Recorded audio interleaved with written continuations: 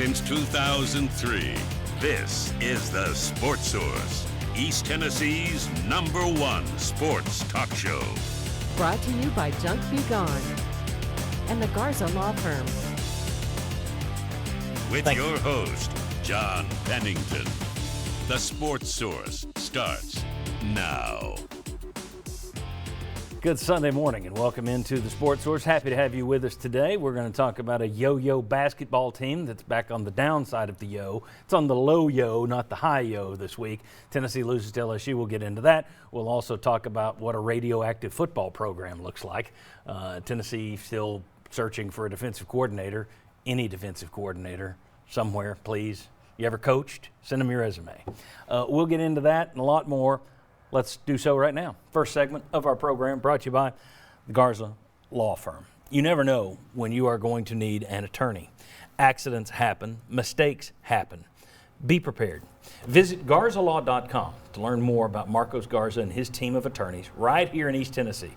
Part of this community for many years. The Garza Law Firm. Again, GarzaLaw.com. All right. Let's welcome in round one of our panel today. We have Mark Pankratz. Of course, it's basketball season, so why not bring in a former D1 basketball player and assistant coach under Bruce Pearl and Conzo Martin here at Tennessee. Mark, thanks for joining us. Thanks for having me. And down here we got the guys from WNML. We got Josh Ward back with us out of his long quarantine, so welcome back. And right down there we have Jimmy Himes from WNML as well. Jimmy, thank you for being here. Thank you. Let's talk about this Tennessee basketball team. Knocked off by LSU yesterday. That would help if I get that right. Garza Law Firm, another extra plug. LSU knocks off Tennessee 78-65. LSU improved to 13-6. Tennessee fell to 14-5. So basically they're kind of the same team at this point. We'll start with the obvious, and I'll let Jimmy and Josh take off, and we'll bring it back toward Mark here. But hard to win games when the opponent shoots 52% and you shoot 35%. That was kind of my general takeaway. Where are you guys after watching yesterday's game? Yeah, that's right. And going into this game, part of the thought would be, well, you probably need to score some points because LSU will be able to. But again, Tennessee offensively just couldn't figure out how to do that consistently enough. And I think that's what we'll get to, in that Tennessee has the athletes. We've seen it. They have the ability to drive, to attack, to make plays, especially as the freshmen have come on.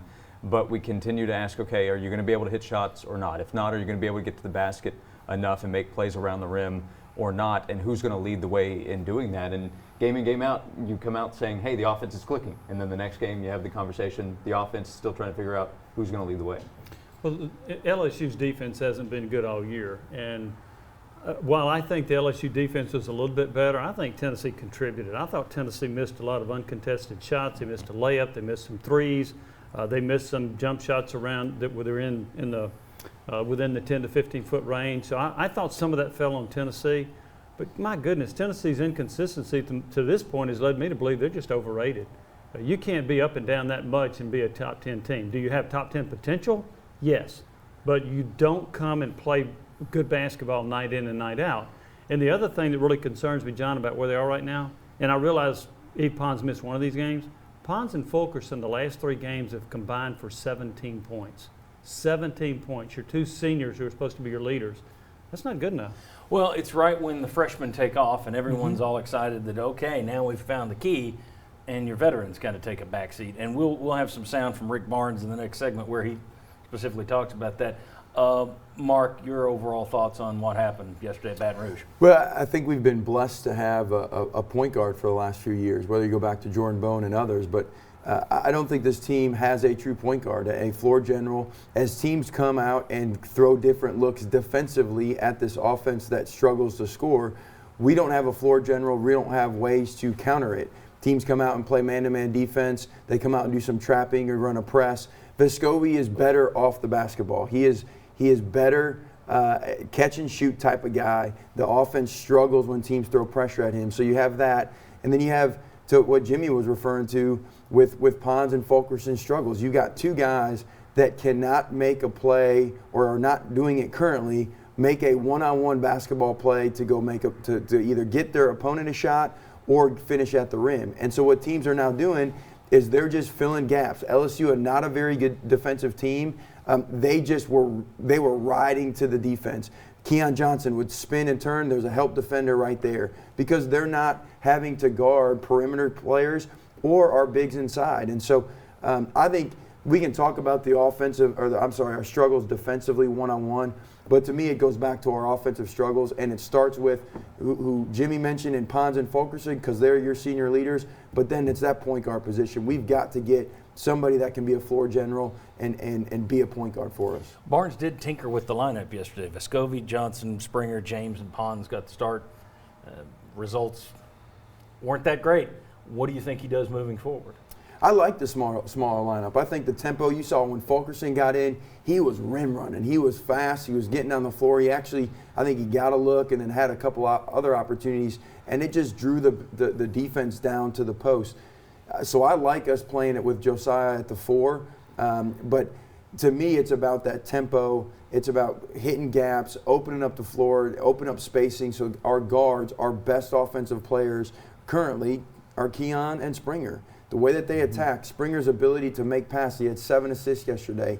He's a playmaker. We got to get those guys in open spaces in the half court. If we're only going to consistently score, 5 to 8 points in transition, we got to open up the floor in the half court offense to create more space for them to be able to drive and do what they do best. The problem is after they had their breakout at Kentucky, I think a lot of people, and we talked about it last week, is there a reason to expect this? And the answer was no, you don't expect them to go for 50 night after night.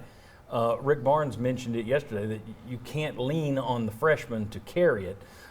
They too yesterday, as a combined duo, shot 35% from the floor, the same as the other guys. So I just don't know, and we'll get into this a little bit later in what we misjudged with this team, but I don't know where that other offensive player comes from. If you need some help, Pond's offensive game hasn't developed, Fulkerson's gone backwards. Okay, where's the help coming from? Fulkerson needs to go forward. Well, to me, it's not a player. To me, it's the schematics of running the offense. There's not space, and so if you're going to do that, you've got to create open spaces for those guys to be able to drive it.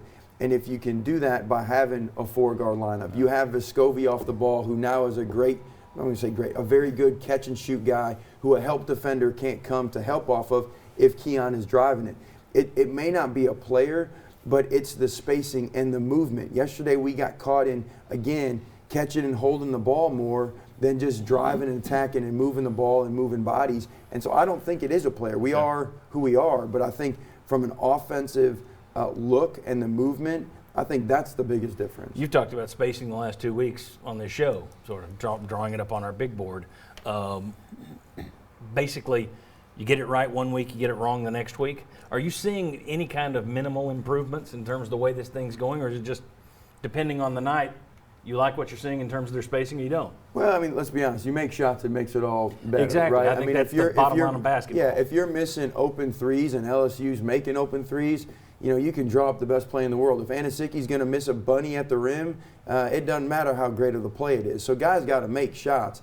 But the way that you can make shots is creating some tempo. Now, the other challenge of that is, because there's the yin and the yang, is you're asking your 2 best defenders, in Keon and Springer, to now be your offensive focal point, but now in a league full of really good guards, to have to lock down their best offensive players. That's tough. And so it boils back down to, again, what Jimmy was saying, is where's these senior leaders? Where's Bailey? Where's guys that have been in the program a little bit, Vescovi, to step up and take some pressure off of Keon and Springer? Because, again, they might not have had 50 combined, but they had, 12 and 21, 36 combined between 2 freshmen. If we would have said that at the beginning of the year, that you had 2 freshmen that averaged 13 points, we'd take that all day, because we thought Fulkerson would have 12 to 15, Pons would be around 12, and they're just not producing. Yeah, I think you would take that all day. I think a lot of fans saw 2 5-stars coming in here and thought they'd go for 40 combined every night. That's just the hype that goes with the 5-star talk. Let's roll this over into the next segment. Rick Barnes talked a lot about inconsistency.